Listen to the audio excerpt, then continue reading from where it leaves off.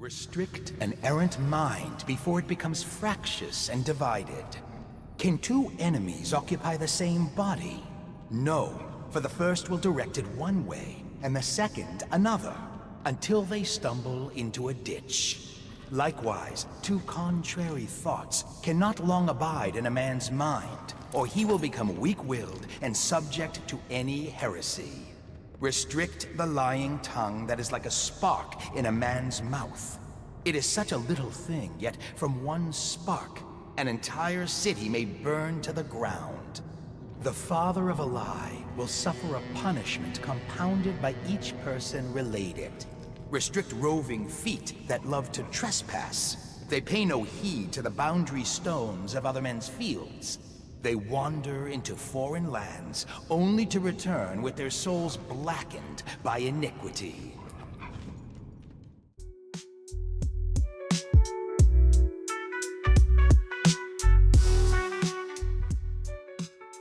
Greetings and salutations, my name is Ignis, and today we return to Dunwall Tower in Dishonored 1. For those who don't know, Dishonored 1 is a first-person stealth, or chaotic rampage, action game set in the plague-ridden city of Dunwall, where you play as Corvo Attano, once the royal protector now framed for the Empress's murder. Armed with bizarre supernatural powers and an unhealthy tolerance for questionable decisions, we're here to either save the city or drown it in utter chaos. And if you thought my last escapades were interesting, just wait until you see me knock over a suspiciously modern traffic cone and nearly get caught playing hide and seek with a doorframe. If you enjoy the content, please leave a like. If this isn't the first video of mine you've seen, consider subscribing for more. And with that, I hope you enjoyed today's video. It is good to be back. Today we're returning to Dunwall Tower, the scene of all my past triumphs, questionable moral decisions, and that one time I stumped my toe on the royal throne. Don't ask me how that happened. In any case, our dear Lord Reject is more exposed than a whale caught in low tide. After our last escapade removing Lady Boyle's piggy bank from his pocket, he's basically hemorrhaging money, allies, and self-esteem. It's time to make our final move. First up, the Hound Pit's Pub, a fine establishment that is only slightly more hygienic than the sewers. But hey, it's free lodging. I'm off to find Sir Pendleton, who's apparently decided the best place to loiter is the pub's brewery section, which, let's be honest, sounds like a fancy term for random alley behind the bar. Let's go find this man before he ferments himself into a new craft beer. Now, I half expect to find him sleeping in a barrel and singing sea shanties to a sack of potatoes, but eventually, there he is, looking suspiciously sober for once. Well, anyways, he thanks me for removing Lady Boyle in that half-snooty, half-grateful way he has. You can almost see him wanting to pat me on the head like a well-trained beagle. But honestly, in this day and age, I'll take any compliments I can get. Pendleton basically says the Lord Reject's done for. We've cornered him like a raccoon rummaging through trash. Only problem is that raccoon has absolute political power. Next, I head over to find Havelock and Martin huddled over the map of Dunwall Tower, presumably checking which parts of the tower have yet been set on fire. Martin looks like he's about to break into a pop quiz, while Havelock is beaming, practically yelling, "It's time to kill Burrows, oh dear Lord Reject." They basically confirm we're hitting him right where it hurts. His tower, his domain, and his overinflated ego. Oh, and they also point out that Burrows has ramped up security. Like that's going to help him. We have the powers of questionable stealth, a bit of black magic, and a knack for breaking everything we touch. The moral of the story, the Reject is underfunded, friendless, and paranoid, which is exactly how we like our targets. Havelock finishes his pep talk with a hearty, "You got this, buddy." And Martin nods like he's some middle school principal granting me permission to go wreak havoc. Alright team, it's time to check on our dear little Emily before we ruin our lives if I fail. Once I'm done absorbing their pep talk, I head downstairs to the bar. There's Callista, slumped in a booth, telling me that Emily is playing hide and seek again. Ah yes, the future Empress has decided her best training is to perfect the art of being visible. Honestly, I can't quite blame her. There's a great skill for monarchy. Nor can I say that Jessamine herself didn't practice this art either. So I rummage around the pit and eventually her bedroom, checking every nook and cranny. Is because this kid can vanish like a professional stage magician. I have to admit, I taught her well. I peek under the bed, behind the dusty curtains, inside the hamper, and yes, I smelled regret there. I step outside and I see the doorframe. I don't quite remember playing hide and seek with a doorframe, but apparently that's a thing we did. Back at the bar, Emily is now forced to endure geography lessons with Callista. Samuel is out by his boat, looking stoic as ever. He does the half smile that says, I know you're going to do something ridiculous, but I'm enabling it anyways. I hop in, then we putter through to Dunwall's scenic and slightly sewer-scented waters. And before I know it, the tower is looming overhead. Time to break in. This is it, Corvo. Your last memories of Dunwall Tower might not be good ones, huh? So maybe you can make up for what happened back then. It'll be a bit of a climb from the waterlogged. Most important thing is killing the Lord Regent. Built himself quite a place at the top of the tower. Calls it his safe room or something. Crazy if you ask me. Another point of interest while I'm giving you the grand tour, Corvo. Broadcast control station here where all them announcements come from. Might be worth looking into. You ready? Next time I see you, the Lord Regent will be dead. And if not, well, it was an honor to serve with you. Technically, I used to have the keys for this place when I was the Lord Protector, but apparently they changed the locks after I was framed for assassinating the Empress. Go figure. Samuel drops me off and I do what any master assassin does. Jump into the water gracefully. Or belly flop. It's hard to say. Let's just say it was a 10 out of 10 swan dive. Now, we've got this fancy waterlock mechanism that once carried me to the tower in style. Now I'm splashing around in fish-infested waters. Blinking from one slippery edge to another, you know, I might as also just smash my face into a rusty gear along the way. Finally, I climb to the top of the waterlock, find a fuse box for the wall of light, and proudly consider my infiltration plan. So many options before me. Do I sabotage the fuse box? Do I blink across the rooftops? Do I sweet talk the guard with a pre-written rap about the plague? Well, the possibilities are endless, but for me being me, I'm gonna choose the route that screams, I'm going to cause property damage. So I skirt along the right side of the yard where there's not a lot of enemies. It's mostly empty except for the metal traffic cone. Wait, why is there a traffic cone here? You know, I decide not to question and I just bump into it instead and knock it over. Immediately it causes a racket loud enough to wake the dead. Panicking, I do what any rational person does, and I shoot the pillar. Idiot. Now everyone's heading my way, so I duck behind the wall and pretend to be the world's greatest statue.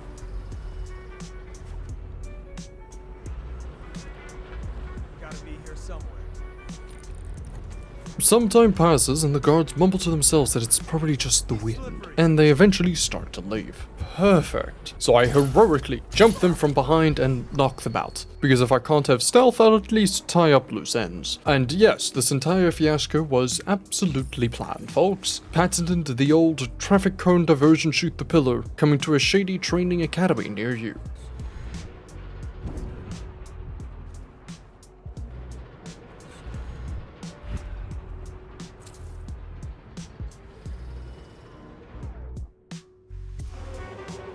Once inside, I peer down the ventilation shaft. General Tobias and the City Watch officer are talking to a big screen, urging the Lord Reject to basically cower in his safe room. Everything is secure on the grounds, Lord Regent.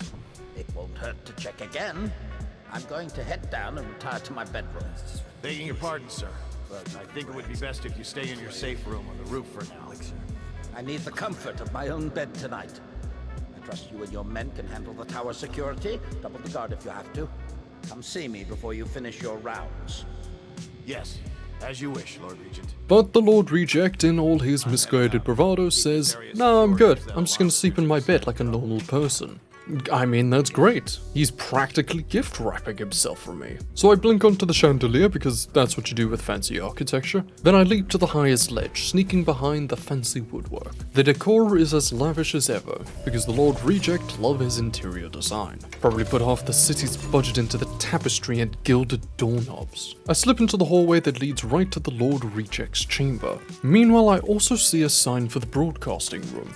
This piques my interest. Some guy in there has been talking utter nonsense over the loudspeaker, so I think we should pay him a friendly visit. I slip past the arc pylon and burst in, maybe a little too eager, and the propaganda officer nearly jumps out of his skin. He's all like, wait, don't hurt me, I have something you want. Which is a line that usually means that I, the unstoppable chaos engine, get some sweet intel.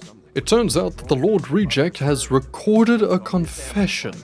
Yes, recorded, as in he spoke into a mic, saying, "Hi, I'm the Lord Reject, and I definitely orchestrated the Empress's murder, because I'm a mustache-twirling villain, mwahaha." And then he locked the tape away in his safe, the combination being 935, thanks to the propaganda officer having peeked it over his shoulder. And honestly, that's quite the questionable life choice. Why record your own treason?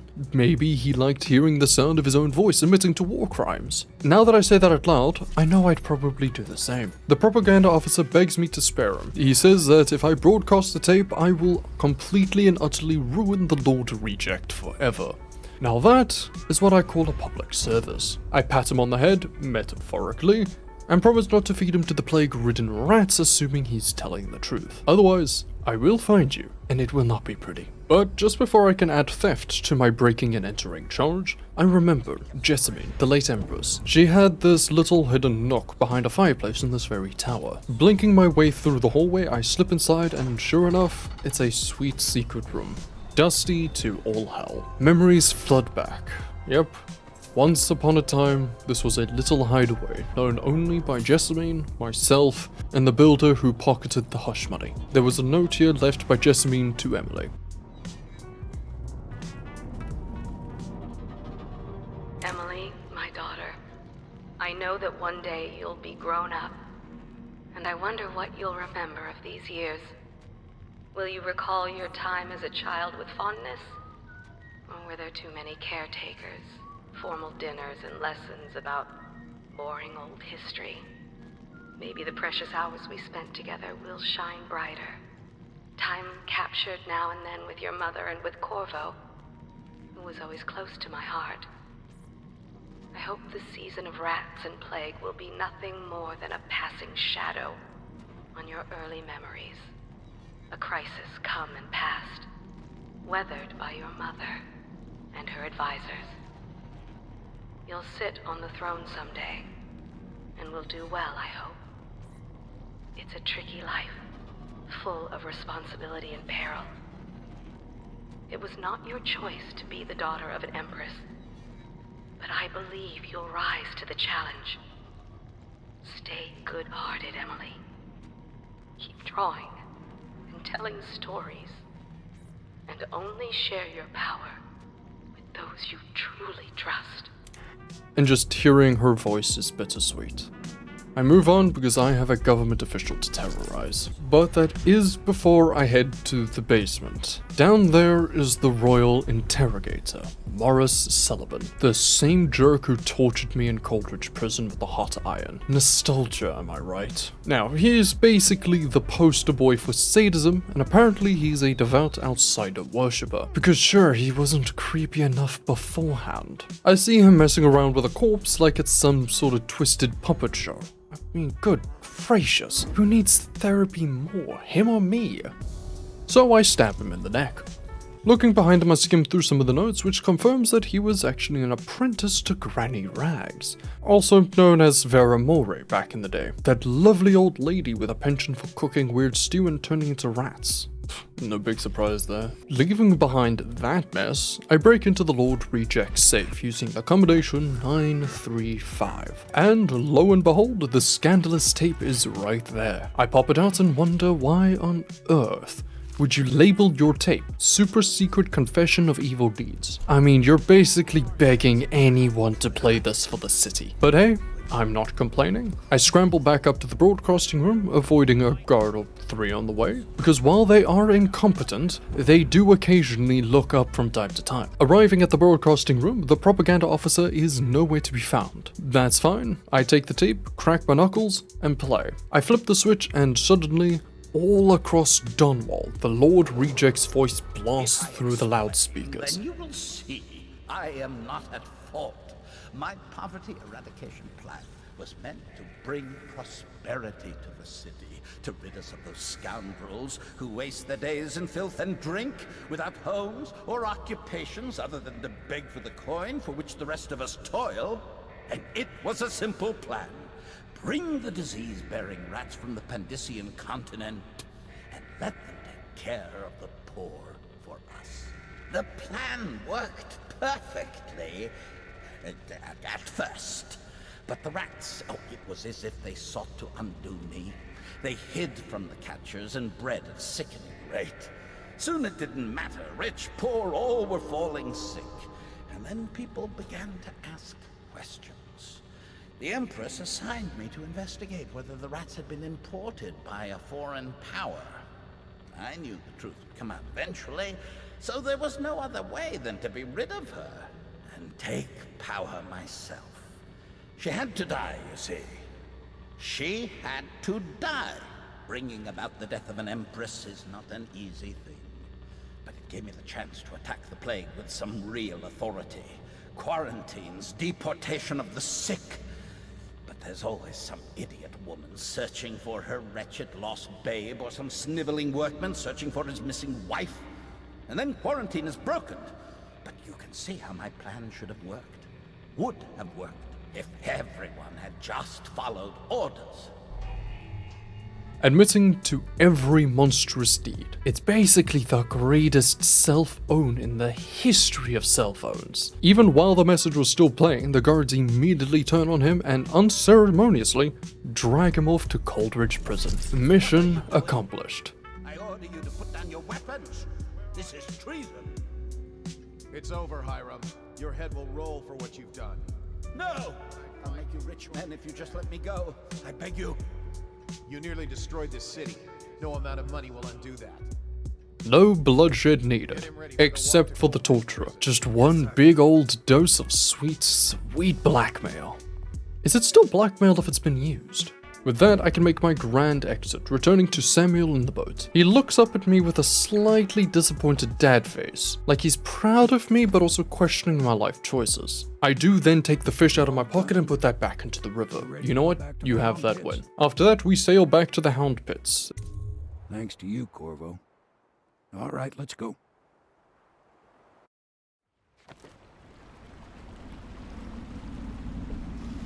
Big changes. Makes me uneasy, to tell the truth. A small fry like me always gets the worst of it. But maybe it's going to be different now. The Lord Regent is gone. The Abbey has a new High Overseer. I'm guessing our work is almost done. The others are in the bar. No doubt waiting to raise a glass in your name. Me, I think I'll just linger out here if you don't mind. Reflect on things while we have a moment. Congratulations, Corvo.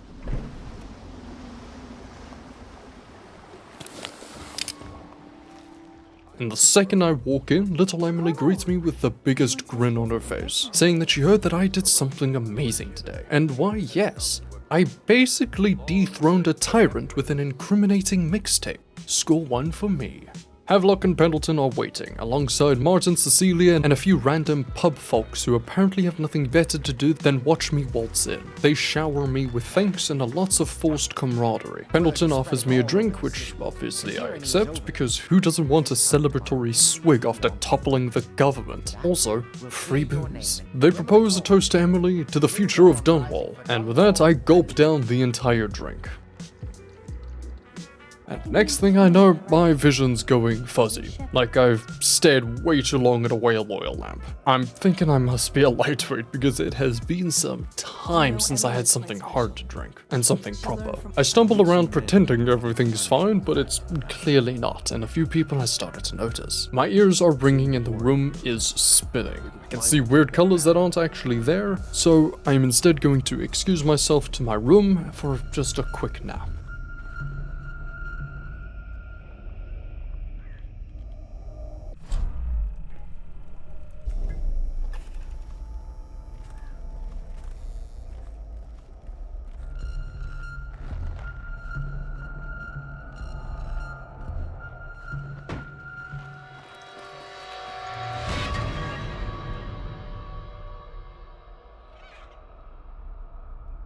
Samuel, you move like you've been drinking. Did the poison work its magic? Is he dead? It better have worked. It cost me a month's profit. Yes, sir. I believe Corvo has breathed his last. Just as you wanted. You've done a fine job, then. Remember, we need the body. If we come forward with the corpse of the man who murdered the Empress, we'll be greeted as heroes. Yes, it'll grant us legitimacy. We'll be the men who rescued Emily and brought down the Lord Regent and his assassin. You'll see to the body, won't you, Samuel? Yes, sir.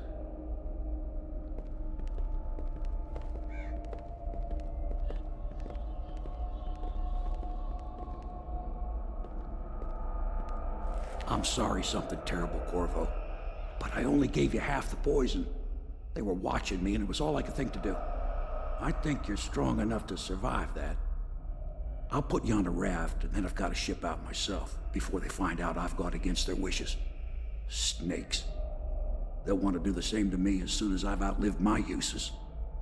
Hopefully you'll wake up and find your way out of this cursed city.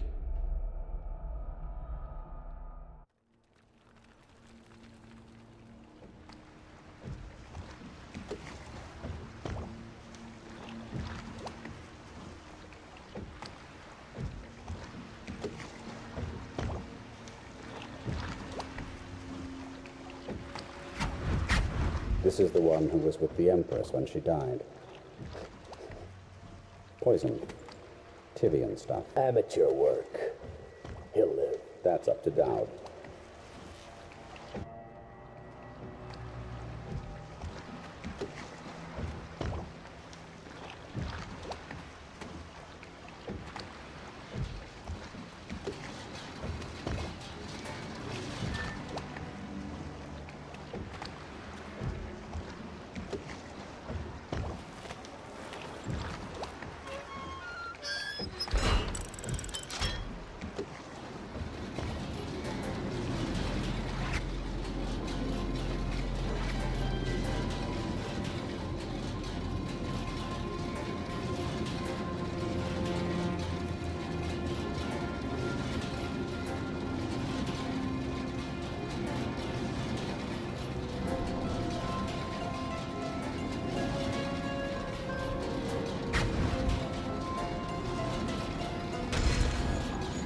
I know a great deal, bodyguard. I recognize those marks on your hand. A gift from your friend. The one who talks to you in the dark. Talks to you when you visit his shrines. I visited those shrines too. And I know what it felt like to shove a blade into your Empress. But I don't know you. Who you are, and who you fight for.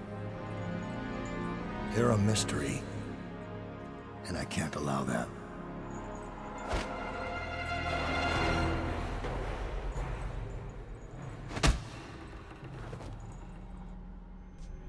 And with that, I'd like to thank you for watching. If you liked this video, please give it a thumbs up and share it with your friends. Don't forget to subscribe if you enjoyed, and I will see you in the next one.